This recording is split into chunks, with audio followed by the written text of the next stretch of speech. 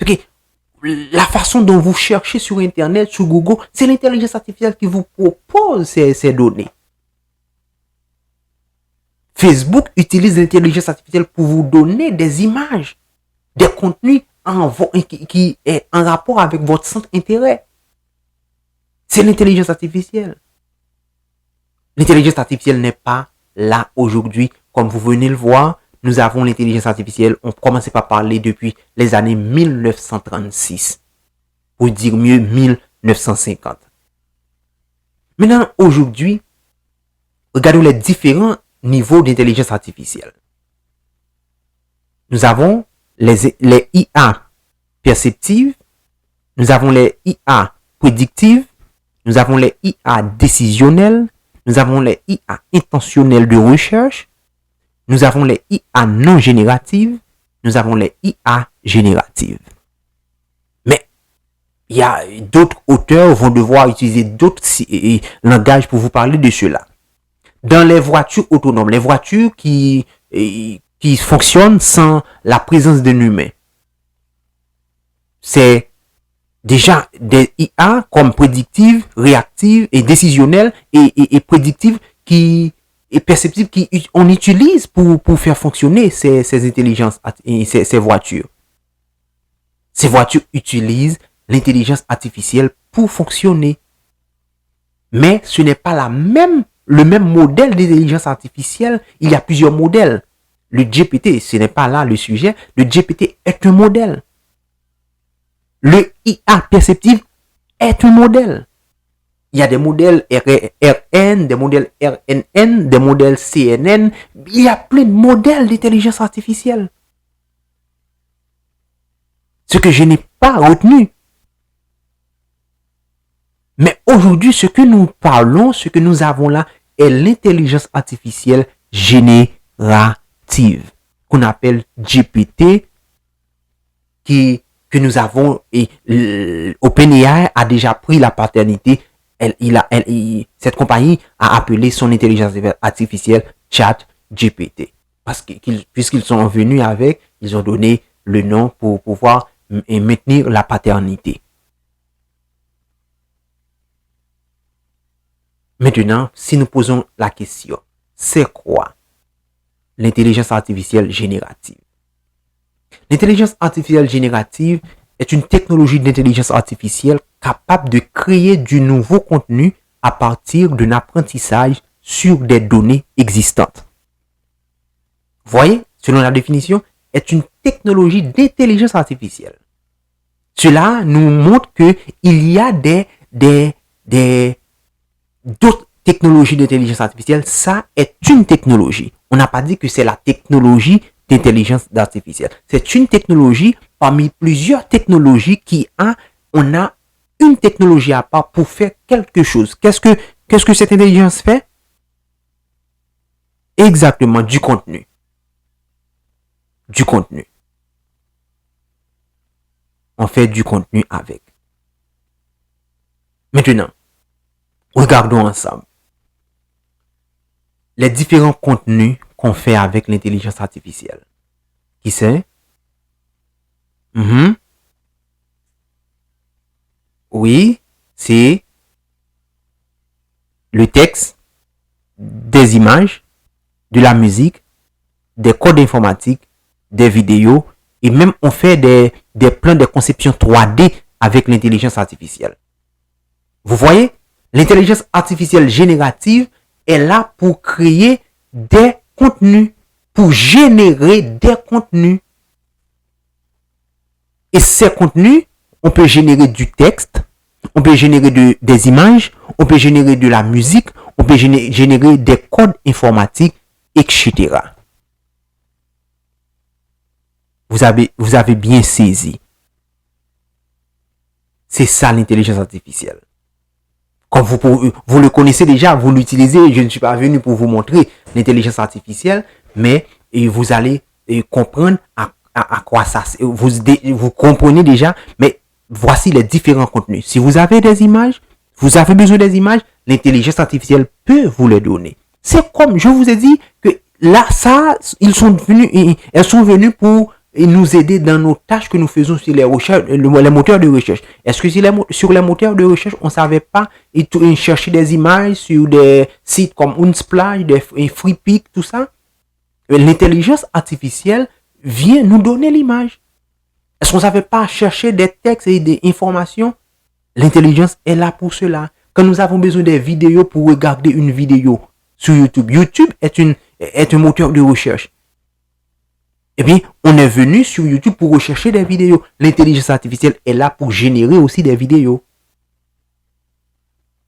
Si vous avez un site internet, si je veux voir une bonne partie des codes qui ont composé votre site internet, il y a une manière pour aller sur votre site et je vais voir les codes que tu as servi pour écrire et pour développer votre site internet.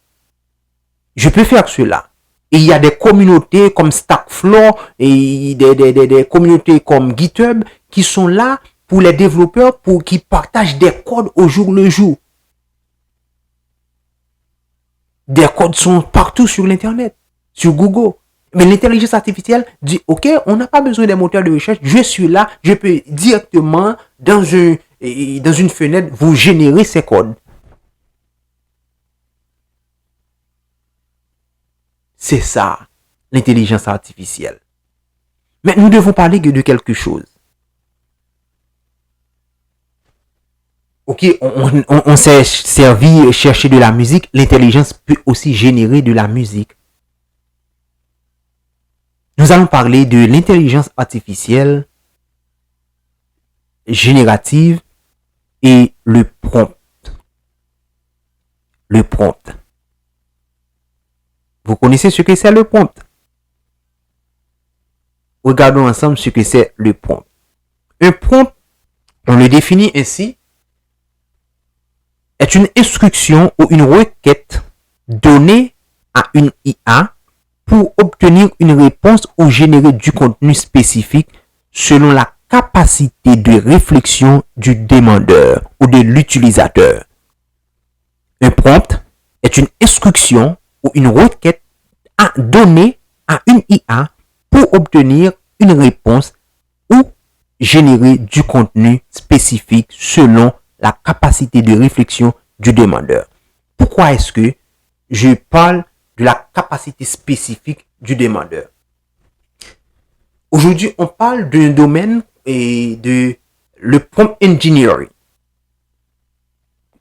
La capacité de générer un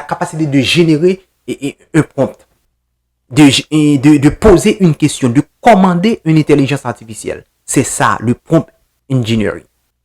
On forme, il y a des formations pour savoir comment parler avec l'intelligence artificielle.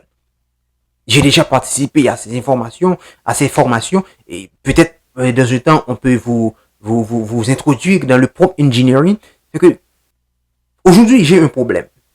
Avec ChatGPT, j'ai un compte ChatGPT gratuit et un compte payant. Je ne peux pas utiliser ChatGPT pendant 1 heure affilée. Il y a Claude aussi, je ne peux pas utiliser Claude pendant 1 heure affilée. Pourtant, il y a des gens qui peuvent utiliser ces intelligences artificielles à longueur de journée. Quel est le problème? La capacité de l'utilisateur. Je suis capable de prompter, de passer des commandes, mais très sophistiquées. Quand je passe des commandes sophistiquées à l'intelligence artificielle, je l'envoie à rechercher dans des réseaux de neurones. Vous allez voir ce que c'est. Et faire cela, il demande de l'énergie. Je suis en train d'utiliser l'énergie sur une carte, la carte GPU d'un ordinateur, d'un serveur. Et pour faire cela, on paie le data center. On paie le data center. C'est de l'argent. Mais quand je suis en train de faire cela, on me dit non, là maintenant, tu utilises nos ressources informatiques, tu dois payer pour cela, pour avoir plus de services. Vous pouvez poser des questions à l'intelligence artificielle, il vous répond une manière. Pourtant, moi, sur le même sujet, la façon dont j'ai coordonné, j'ai commandé, j'ai spécifié ma requête, fait que ma réponse est beaucoup plus exacte que ta réponse. C'est le prompt engineering. Le prompt engineering, c'est la façon c'est une façon d'apprendre comment commander l'intelligence artificielle. Maintenant, et regardons ensemble le prompt engineering. Si cela est permis, je peux partager avec vous pour un instant. Oui, je peux partager avec vous un instant.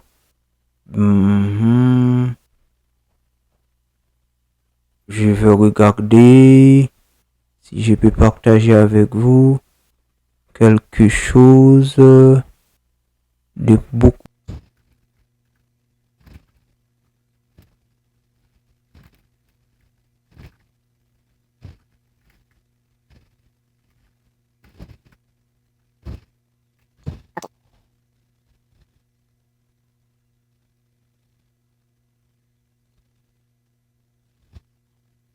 Ok.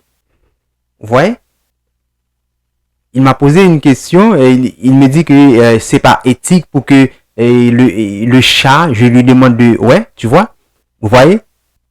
Il m'a donné immédiatement l'image. Je lui ai demandé un chat qui est dans un bar qui boit de l'alcool. Il dit pour faire beaucoup plus éthique, on va voir, on va pas mettre de l'alcool. Est-ce que ça me convient? J'ai dit oui. C'est que j'ai demandé un chat qui boit et dans un bar. C'est que là, j'ai spécifié ce que je veux avec des yeux bleus. Je lui ai demandé avec des yeux bleus. Si vous pouvez regarder. Il y a des yeux bleus. Vous voyez? Il me donne les yeux bleus. Si je demande une autre image, il va devoir me donner. Maintenant, imaginez que j'ai pris cela et je demandais de me générer un chien qui boit et plutôt du lait avec des yeux rouges.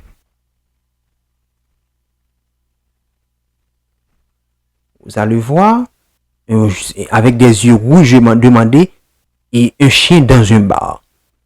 Vous voyez? Elle dresse là. Est-ce que j'ai demandé? Oh, d'un chat. Ok, un chat là. J'ai demandé un chat. Est-ce que vous voyez? Et si j'ai persisté, vous allez regarder quelque chose. Je devais demander pour me donner un bœuf.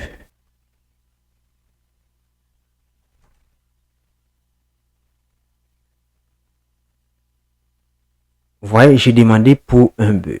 Vous connaissez les bœufs, tout ça. Vous allez regarder là, et c'est un bœuf. On va voir qu'est-ce qu'elle... Voilà, vous voyez? À chaque demande, c'est ce que je vous dis, à chaque demande, il y a quelque chose de différent. À chaque demande. Retournons. Maintenant, on va illustrer beaucoup mieux. On regarde encore. C'est quoi le prompt engineering? Le prompt engineering, c'est défini comme, et le prompt, c'est une instruction ou une requête donnée à une IA pour obtenir une réponse ou générer du contenu spécifique selon la capacité de réflexion du demandeur.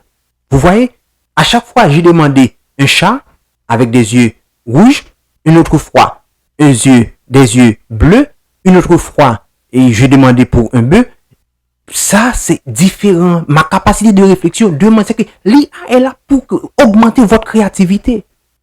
En tant qu'humain, vous ne devez pas laisser à ce que l'IA fait votre travail de créativité à votre place. Vous allez voir. C'est pourquoi je vous ai dit, il y a le prompt engineering. On fait à travers le prompt engineering des spécificités pour comprendre comment on peut commander l'intelligence. Si j'ai persisté, l'intelligence va me dire que donc c'est dépassé là, et tu as dépassé ta limite et on ne peut pas avancer avec. C'est ça l'intelligence artificielle. Mais on peut regarder ensemble le prompt engineering pour composer les composants de prompt et on va pas rester. L'instruction doit être claire et contexte pertinent, format souhaité pour la réponse, contraintes ou limites à respecter et des exemples si nécessaire. On peut faire tout cela dans un prompt. Mais il y a aussi des erreurs très courantes. Parfois, les instructions trop vagues ne va pas donner des résultats. Des demandes contradictoires, de la façon dont vous construisez, ne va pas donner des résultats. C'est pour vous montrer que s'il y a des erreurs, des manques de contexte, okay, si vous ne savez pas ce que c'est le contexte, vous voyez, si vous ne savez pas ce que c'est le contexte, IA ne vient pas remplacer un humain. Une personne qui n'est pas active à l'école, qui ne peut pas faire différence entre des contraintes, c'est quoi une contrainte? Comment on peut parler de contrainte? Comment, quand il y a nuance dans une contrainte, quand il y a contradiction dans une requête, est-ce que vous le connaissez? Non. Si vous ne connaissez pas la nuance, les contraintes, comment mettre des contraintes, et parfois on dit que cela relève du domaine de l'informatique, quand on fait des requêtes SQL, tout ça, pour parler des contraintes à mettre. Si vous ne connaissez même pas comment faire comment éviter des instructions vagues, comment mettre des contraintes, comme vous venez de voir, on doit ajouter des contraintes ou des limites à respecter. Si vous ne connaissez même pas cela, si vous n'êtes pas capable de faire cela dans un contexte pertinent, est-ce que vous connaissez le contexte? Si quelqu'un ne connaît pas ce que c'est le contexte, il ne va régler pas trop de choses avec l'intelligence artificielle. C'est pour voir qu'une personne, dans tous ces points, qui connaissent beaucoup plus en profondeur, qui sait ce que c'est une contrainte, qui sait ce que c'est un contexte pertinent, qui sait ce que c'est un exemple pour ce qu'il a besoin, va devoir donner beaucoup plus d'instructions et trouver une information beaucoup plus juste qu'une personne qui ne sait pas ces choses. Okay. L'intelligence artificielle ne vient pas pour remplacer les humains, c'est une aide pour nous, mais avec notre intelligence, notre créativité. Il y a là où je sors des étudiants qui ont déjà créé des mémoires, c'est vraiment malhonnête, des mémoires académiques avec l'intelligence artificielle tout simplement. C'est malhonnête. Et parce que les professions ne sont pas update, ils n'ont pas pu remarquer cela. Mais ici, vos professeurs vous traquent. Vous devez chercher une manière à faire de la créativité avec le contenu trouvé parce que les mêmes élèves, si la classe a 100 élèves qui est allé chercher pour le même sujet sur le ChatGPT, elle va donner la même réponse pour 100 personnes. Là, vous voyez le problème? Comme là, c'est pas le sujet. Vous connaissez mieux que moi que le plagiat est complètement sanctionné. Mais je prenais un exemple pour des gens qui ne savent pas ce que c'est. Maintenant, regardons les impacts, les avantages. Je sais que vous aimez voir les avantages et vous êtes des champions d'avantages. Avec l'intelligence artificielle, on est capable d'accélérer nos processus créatifs. Vous voyez là? Imaginez que j'avais besoin d'un chat qui boit dans un bar et avec des yeux rouges, j'avais besoin de cette image. Mais je ne pouvais pas trouver parce que ce sont des photos qu'il y a sur Google où je dois contacter un designer pour me donner cela. Et c'est là, vous allez voir que peut-être il y a des inconvénients. C'est là qu'il y a des inconvénients.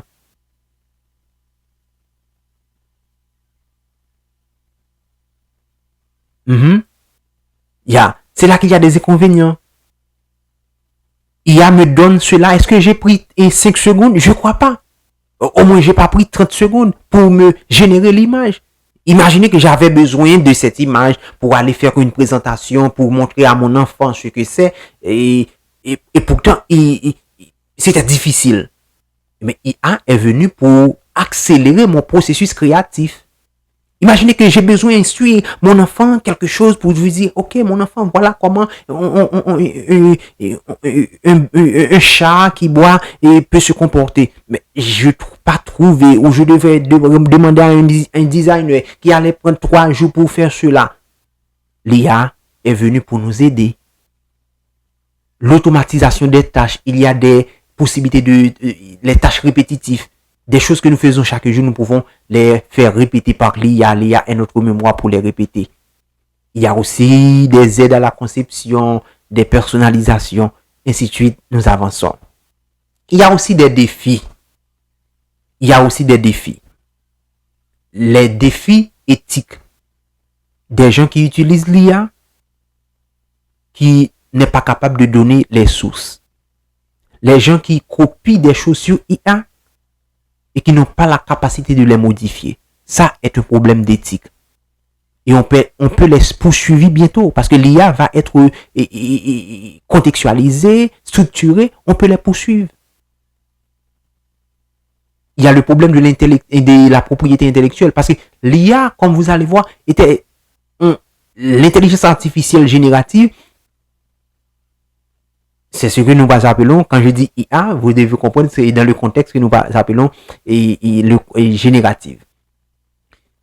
Ce sont des bases de données. IA peut aller chercher des informations et ne pas donner la source. Comme vous venez voir la façon de faire des prompts, je peux demander une chose à IA et je lui dis de me donner le lien Internet, le lien d'un article pour cette information. Elle va pouvoir vous donner. Vous devez aussi rechercher avec des sources pour les dossiers, les devoirs, les documents académiques. Il y a les risques de désinformation. Imaginez que fait IA? Que fait IA? IA est allé chercher des informations de part et d'autre. Mais imaginez, il y a des gens qui sont venus mettre sur l'internet ou sur Wikipédia, ils ont des sites internet, ils ont dit ok, et voilà la façon pour boire de l'eau. Ils ont donné des requêtes, ils ont donné une façon de traiter l'eau pour avoir de l'eau potable. Ils ont donné des requêtes. Et voilà une personne qui est dans un pays sous-développé qui ne sait même pas cela. Il a demandé à IA, cette personne a fait des confiances à IA. Et puis la personne a fait du poison. Vous voyez? Parce que l'information qu'il a dressée sur le site internet, IA est allé chercher cette information et donner. C'est pourquoi dans chaque page d'intelligence artificielle, vous allez voir au bas de la page, on dit que IA peut faire des erreurs. Les informations ne sont pas fiables. Voilà. IA n'est pas sans erreur. Vous devez faire beaucoup de prudence avec l'intelligence artificielle. Il y a aussi la nécessité de transparence sur l'utilisation de l'IA. Si tu prends une image, tu dois dire, ok, j'ai pris cette image à partir de IA.